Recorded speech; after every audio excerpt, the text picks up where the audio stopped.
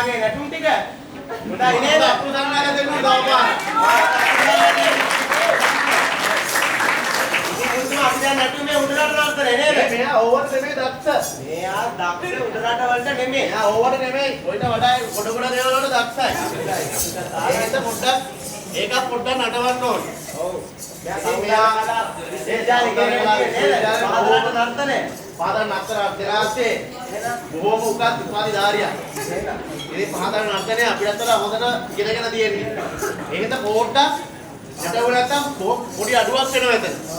ඒකෙන්ද අපි ඔක්කොම බඩු මුට්ටු කරලා තියෙන්නේ මොකද? අද්දායි සම්මැට්ටේ ඉඳන් ඔක්කොම කරලා තියෙන්නේ. අත ගහන්න විතර කොට ගහන්නද නැද්ද? පොඩ්ඩක් නටවන්න ඕනේ.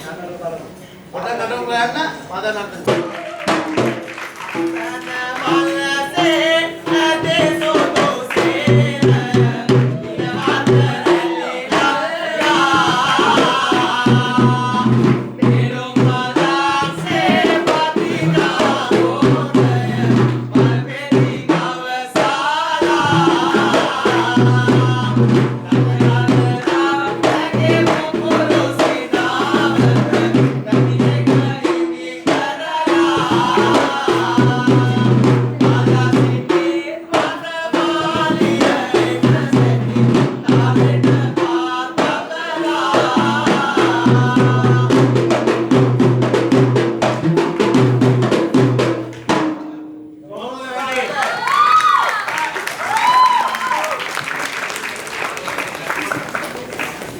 දීර්ඝායුෂ ප්‍රාර්ථනා කරනවා යෝධිපති දෙමළට